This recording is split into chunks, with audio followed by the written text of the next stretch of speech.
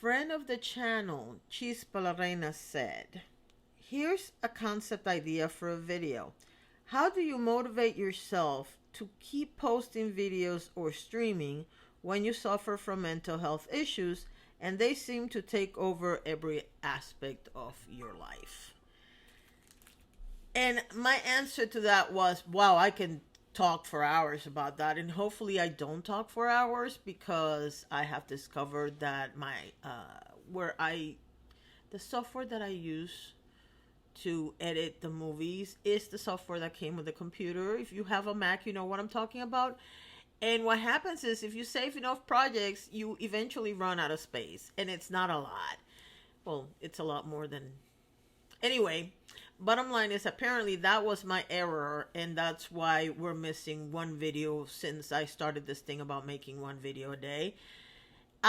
For February, I'm not planning on making one video a day, because I'm going to be working a lot more hours than I've been working before, and that might impact how many videos I make.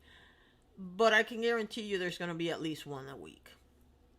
But let's go back to the reason why we're here.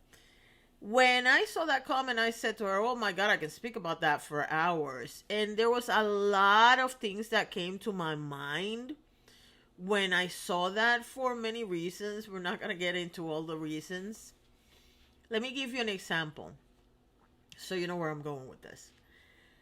When I started the year, I said, I don't make like a plan on what I'm going to talk about day to day in this particular channel, because it makes no sense. I talk about things I see on social media, in the news, at home, wherever. That kind of shapes what I'm going to talk about at that moment. Now, what I had said was that I had every intention of filming 3 or 4 videos a day, and then maybe post one every day, because I wanted to see the channel get a little bit of traction in terms of people that were expecting content to come and see content every day that I could. I don't know that I'm going to keep that off for 3 months, 6 months. I thought I was going to do it for 90 days. I'm not sure that I'm going to be able to do it because I'm working. But I'm going to try. So I'm going to try as hard as I can to make it the first 90 days. You're going to see, well, I already failed one day, but you know what I'm trying to say. So, the first thing I said in terms of this channel that I wanted to do was come with makeup and hair every day. If you've been here for a while, you know I have a collection of wigs and crowns. And I want to use all of them on the channel. I have other things too, but those two are the main ones. And the one thing that I haven't done is wear makeup. And people might be thinking, well, that's a you thing. Why? Or why not? Or whatever. I get allergic reactions to a lot of things. And for some reason, they always show up in my eyes. I can tell you right now, every time I blink, I feel like I have a pound of sand in my eyes. I haven't worn makeup in 2 months, maybe a month and a half. I have not had anything. I'm not even wearing my contacts lately. I can't tell you what it is because I don't know. We cleaned the entire apartment. We put brand new sheets in the bed. We have tried everything. Nothing works. We don't know what it is.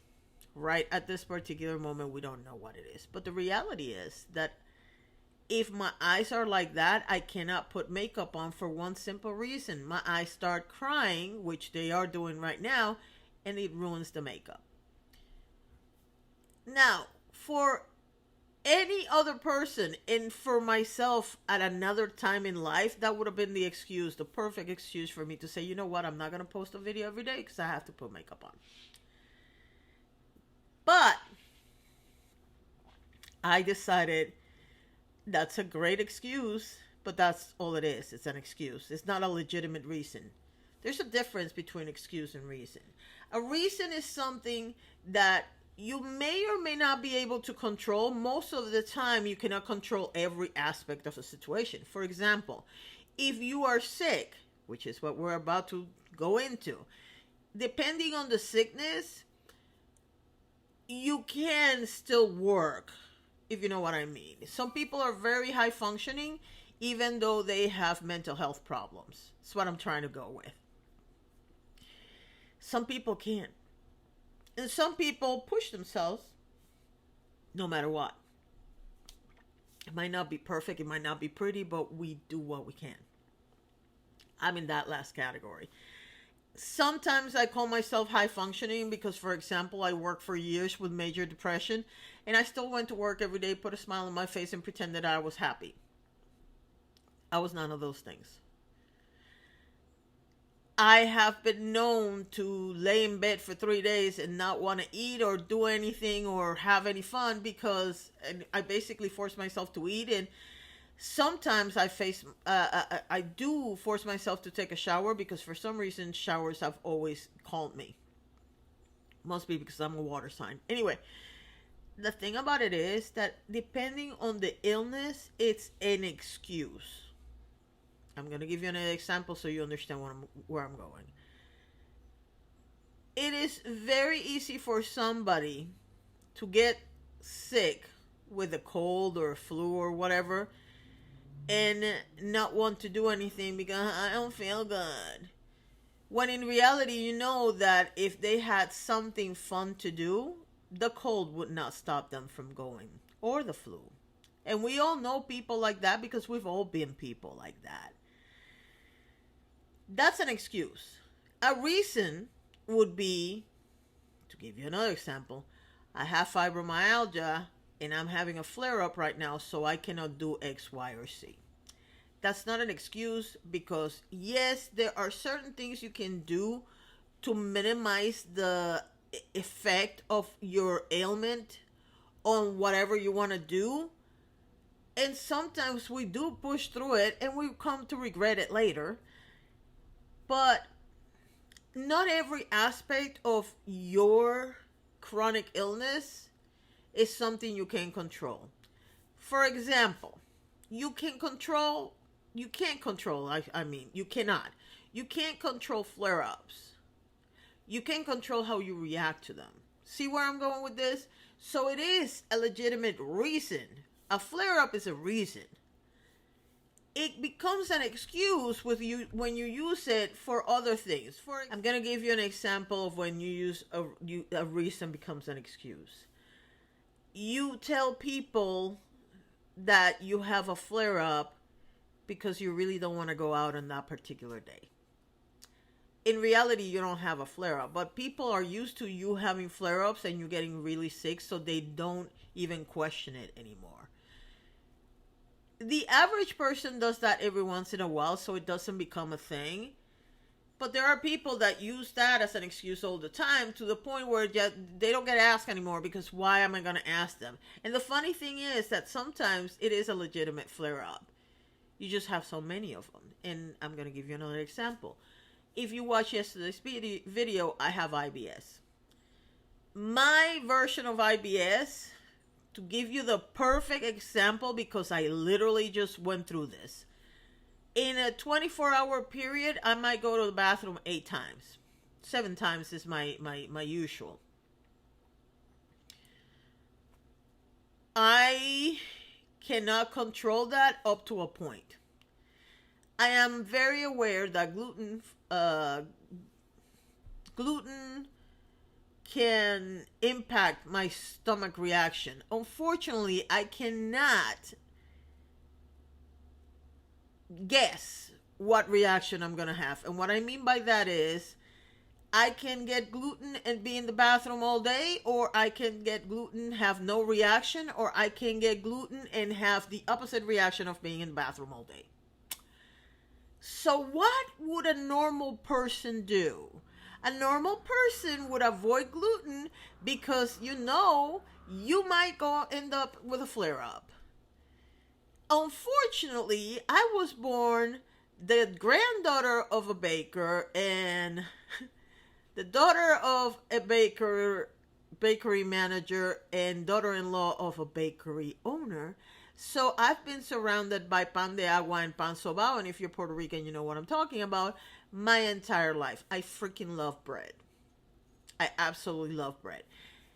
That is one thing where the gluten free corporations have not gotten there yet. I have tried pretty much every bread in the planet that is gluten free. No. I have tried pizzas that are really good. Milton's being one of them. And oh my God, I just. BJ's, not BJ's, I'm sorry. Aldi's has a, and I don't know the name brand, but they have a gluten free pizza that is almost as good as having regular pizza. In fact, it's so good that sometimes I sit there and I wonder if they're not fooling me with the gluten free thing. And my brain is being fooled into thinking that it's gluten free and that's why it's not reacting. But I'm telling you, they taste just like pizza. Those two options taste just like pizza. However, every once in a while, I want a screaming Sicilian 4 cheese pizza.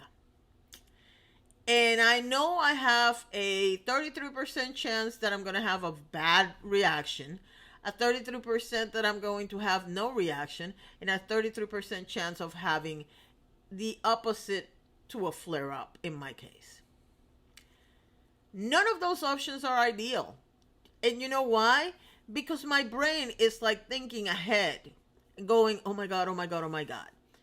But the reality is that is one time when a flare up can be caused by my own actions. And not, let me be very clear, not every chronic ailment has that kind of situation where you can control how and when you get a flare up.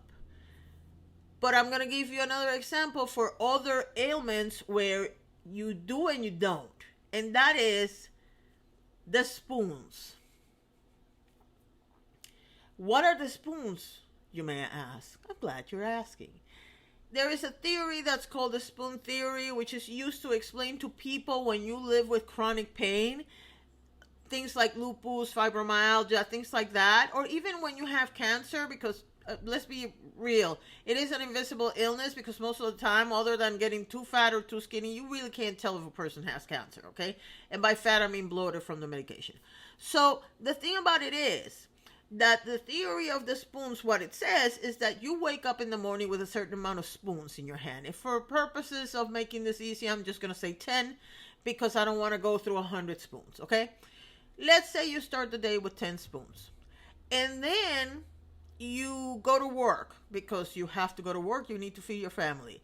You automatically got rid of 5 spoons while working because that's how much work takes out of you energy wise. Okay, we are comparing spoons to energy. Then you get home and you have to cook dinner. 2 more spoons are out, so now you have 3 spoons left. Let's say you work really early in the morning, so 7 to 3, 7 to 4, whatever, and you went home at 4 and you cooked and it only took you an hour, but you got rid of 3 more spoons. That means you have 2 spoons left. I don't know about you, but if I have 20% of the energy of that I need to carry me through the day, more than likely by the time I have 2 spoons left, I'm pretty tired. But what happens is your family comes home, you decide to have dinner with the family, you serve everybody their plates, you're having a good conversation, you're talking, you are brainstorming because you guys are going on vacation or something happens. Bottom line is, by the end of dinner, you had a wonderful time with your family, but you used 3 spoons.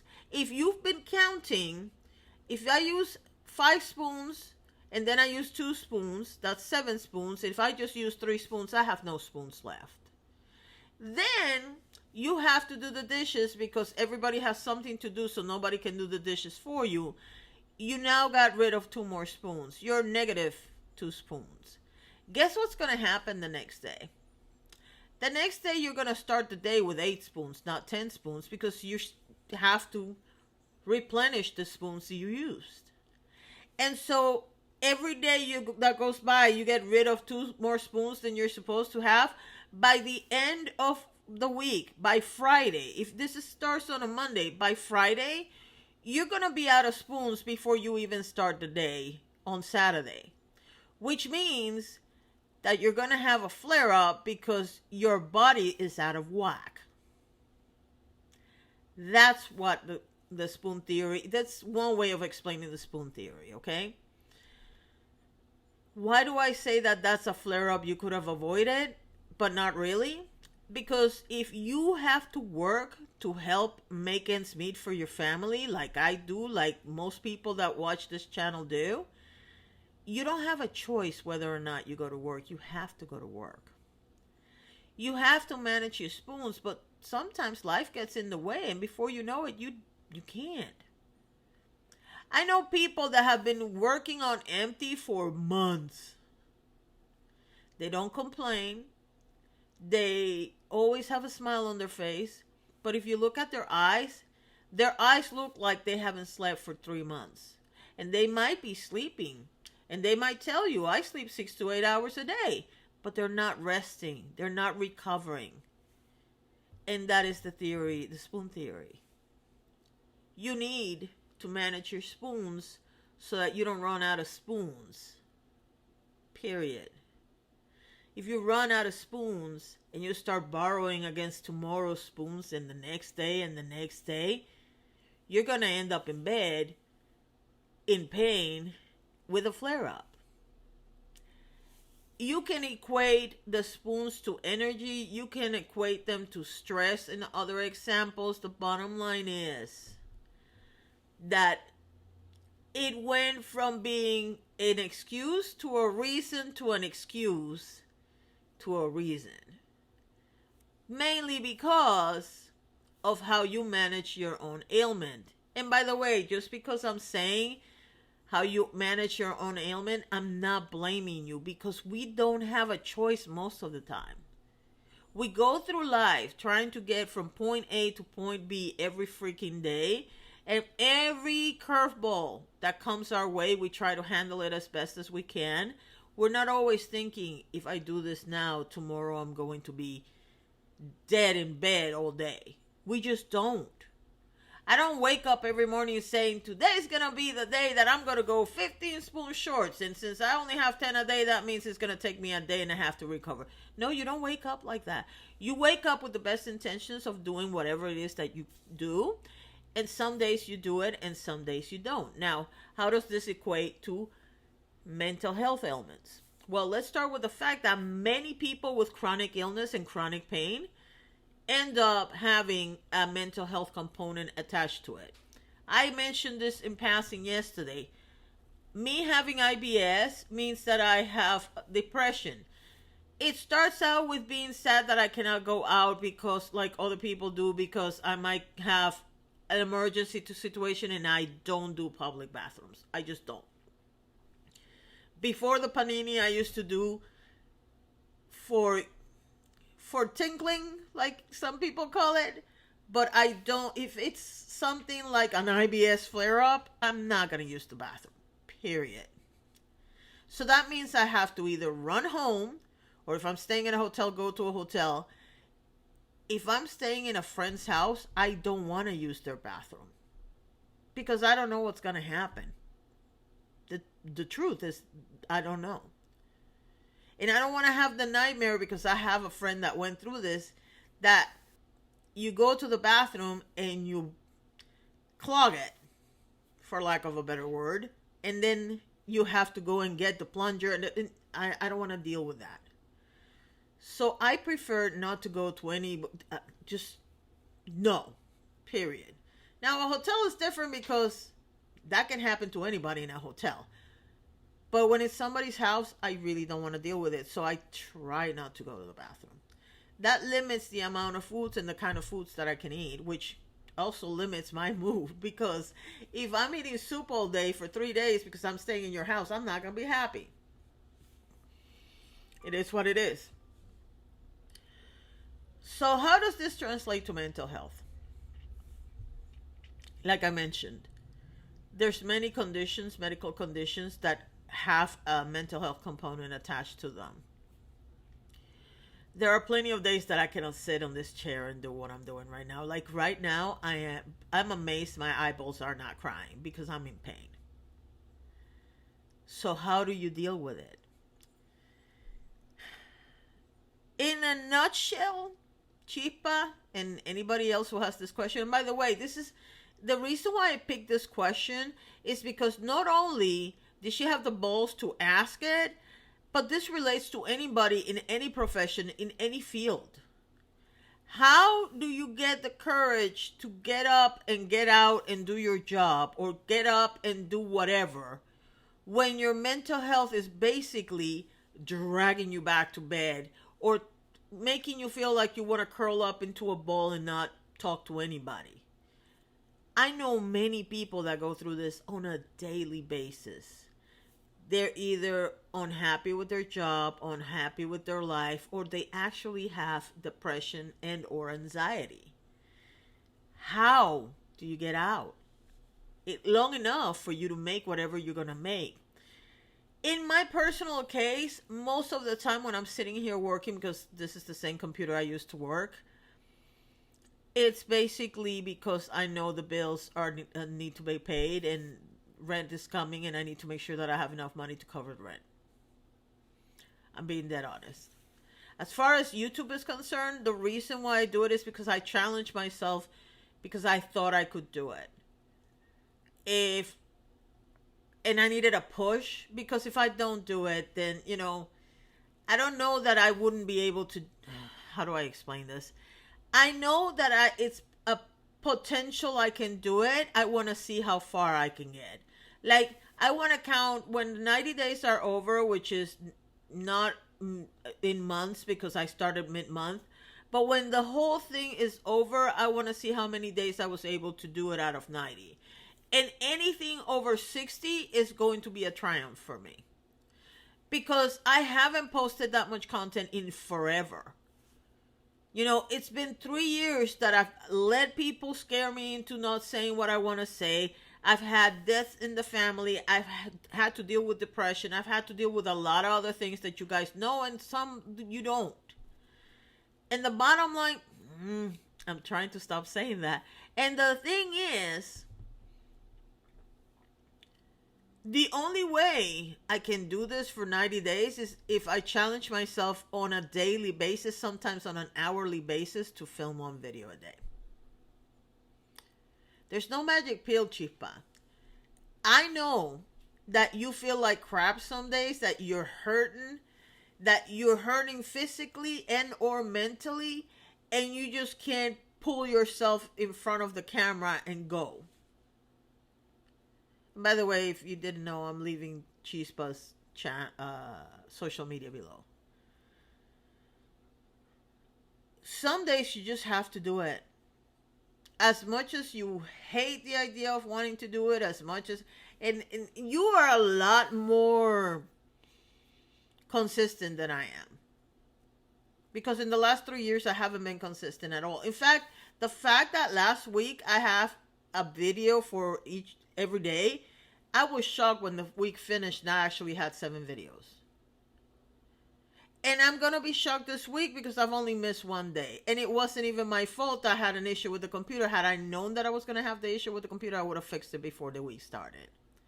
Like right now, I'm filming a video. I already made sure that I deleted everything from yesterday's video from the projects so that I should not have a problem. Sometimes you have to play a little game with yourself and basically blackmail yourself into doing it. In my case, my trigger is chocolate. If you know, you know. So what do? Well, if you film a video today, I might take you to a store and buy you a candy bar. It is what it is. Sometimes I tell myself, if you get this out of the way, you have the rest of the day to do whatever you want. That's true also. Sometimes I tell myself that the pain that I'm going to feel because I failed is a lot higher than the pain from the depression.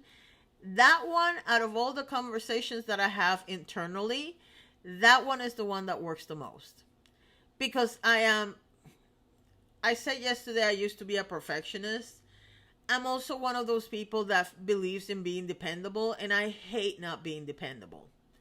I hate the fact that I have Patreons that pay $1, $2 every month for me to keep on posting content, and I don't give them what they want because I'm exhausted or whatever the reason may be.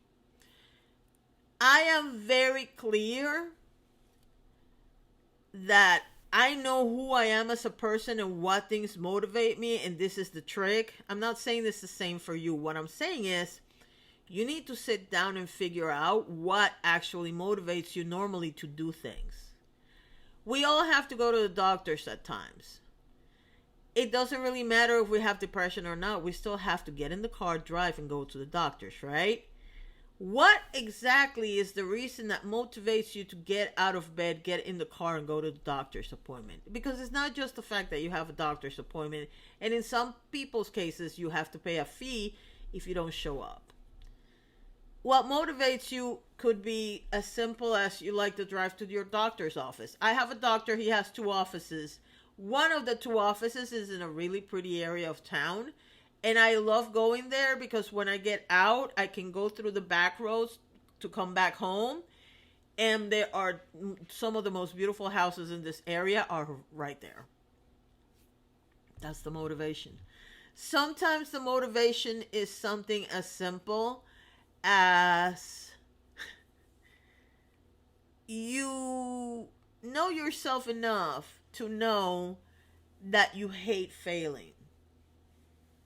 I started talking about this and then I moved to another topic because I didn't want to get into it, but I am going to get into it.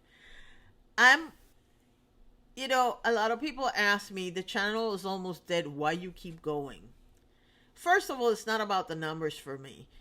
Do I want to make money doing this? Yes. And people say, oh, you just want to have millions. No. You know how much money I need to make from all my social media in order for me to be happy and support my family and invest in the channel and whatnot? $2,500 a month. That's all I need. If I was making $2,500 a month on this channel, I wouldn't need to work. Because based on what my husband makes, what my daughter makes, what the bills we have and whatnot, $2,500 is all I need. And most of that is going back to the channel. It's not for me. But right now, I don't make anything. I make about $20 a month. Do I think it's doable? Absolutely. I think everybody has a right and an ability to get their own little niche of heaven on social media. And like you heard, $2,500, that's not a lot of subscribers. It's not even a lot of views, but it's a lot of consistent views. And what happens is, because I am not beholden to a certain amount of views or a certain amount of subscribers, I can do whatever I want on my channel and I'm not frustrated by it. Now, I don't care if you have 2 people that watch all your content or 2 million. You know what that core audience wants or likes about you. And what you do is you tend to do that. For example, in my case, one of the surprises of 2024 has been that I have noticed in the last based on the last 3 months, that one of the topics, I should say, that makes for great content for this particular channel happens to be traditional wives. So do you think I'm going to make more videos about traditional wives? Absolutely. Am I going to make my channel only about traditional wives? No, because again, this is not a channel that is beholden by views or by subscribers. It's beholden by the fact that I'm challenging myself to accomplish something. And to me accomplishing something is more important than the goals that I have for the channel. I have goals for the channel, absolutely. I think everybody should have 1 or 2 goals for the channel. In my case, it's 2,000 subscribers and 200 views per video. Or per day, I should say. That's all I want, 200 views per day and 2,000 subscribers. That's not a super hefty goal. It's just a goal that I have. Right now I have 1,870 subscribers, so I only need 130 more subscribers to get that goal out of the way. The 200 views, the easiest way I can do it is if I talk about trap wives every day. But I don't want to do that because I don't want to have my channel beholden to a specific topic, because as we've seen too many times, a lot of people are quitting and a lot of people are moving to other topics because people are tired of whatever made them famous. The examples I gave yesterday, for example, of people that started out doing one type of content and are now doing another. We are also seeing, and everybody's talking about it, how many people are quitting YouTube because they're burned out. That's a topic for another day, and yes, I am going to talk about that because I have my own theory of why this is happening. No, I have not watched a lot of people reacting to that because I want to make the video before I watch them. But the reality is that we have a situation here where you can make your own way because you're small enough that you can make whatever you want. And if your core people just want to hear you talk about stuff, then you really don't have to sit in front of the camera and just play in order for them to come. You can just sit and talk. I'm not saying every video. I'm just saying the days that you really don't feel like playing and talking, just talk. There are going to be days when you don't feel like talking, so just play. Find out what your people want. Find out your true core audience, what they want. And do that. Ask them. You know, the reason why you left that comment is because I asked. I told you all to tell me, what do you want me to talk about? And I might not always be able to do it 48 hours after I read the comment. But if, like I said when I made that video, if it's a topic that I find interesting, oh my God, I've been talking for half an hour. If it's a topic that I find interesting, I can guarantee you there's going to be a video made about it. It is what it is. Am I going to concentrate on a fabulous thumbnail and incredible? No, I'm just going to sit here and talk to you about whatever I'm going to talk to you about on a given day. Hopefully, my tribe will start finding me and will start following me and will watch my videos. At least enough to get my first goal of the year done, which is not in 90 days, I want 2,000 subscribers and 200 views a day. It's not that hard to get up on camera every day when your motivation means more to you than not doing the thing. Your motivation has to come from you, okay? I understand that we all have audiences. I understand that we want to please all the people that watch us and whatnot. At the end of the day, whatever you pick as a motivation for you to keep going, even when you don't feel like it, even when your depression is just making you believe that nobody's paying attention to you and nobody cares about you, that's not true, by the way. Your motivation has to mean more to you than all the love and appreciation of your audience. Because as much as it's nice to have the love and appreciation of your audience, there's one concept that people don't understand. And it is this. You cannot sit and say that haters, when haters tell you that they hate you or that they want you, whatever, you can't sit there and say, well, that's not about me, that's about them. And then when they love you, you're going to change and say, that's not about them, it's about me. You know what I'm trying to say? It's never about you. When people hate you, they hate you because either you remind them of something that they hate, or you remind them of something in yourself that they hate about themselves. When people love you, it's the exact opposite. You remind them of something that they love about themselves, or you remind them of somebody that they love. The experience of a viewer, of a subscriber, of a lover or a hater is always driven by their own crap. I don't care who it is. And that doesn't mean that they're lying to you when they tell you that they love you or they hate you. They absolutely do. But until they've been with you for a long time and you've actually had back and forth with them and whatnot, the original reason why people come to you and love bomb you or tell you that they care about your whatever, the original reason is because And it stays like that forever. By the way, this is in every relationship, not just on social media. But the reason why people do what they do is because of them. If it doesn't come from them, you're not going to get it. Which is why I'm telling you that they're not lying to you. Because if they tell you that they love you, yeah, they love you. But they love you because of what you do for them.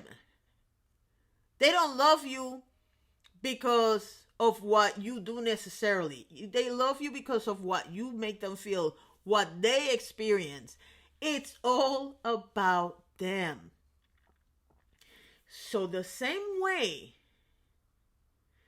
that it's all about them when they choose to watch you or not, it is all about you when you choose to post content or not. See where I'm going? I hope that you get where I'm going with this. Because I realize that I'm not the best person at explaining things. I can tell you this. You actually love doing what you do. You can tell when I've heard you. And sometimes, I'm not going to lie, sometimes I hear you all and I don't watch you as much because it's easy for me to just plug it in and go and do dishes or whatever, and I'm listening to what you guys are saying. And I can tell you that when you are in your zone, you're in your zone. If you truly love what you're doing, if you love being a gamer and you love posting content, the most important thing is you keep finding a motivation that works for you. Some days are going to be hard, and some days you're just going to be sick of it and you're going to say, screw it, I'm not doing it. And there's nothing wrong with it. What you have to make sure is that you don't make that a habit, so that you don't end up like me, 3 years down with no content and now trying to crawl back up. And with that, I'm going to finish this because this went a lot longer than I thought it was going to go. Thank you so much for watching and have a wonderful day.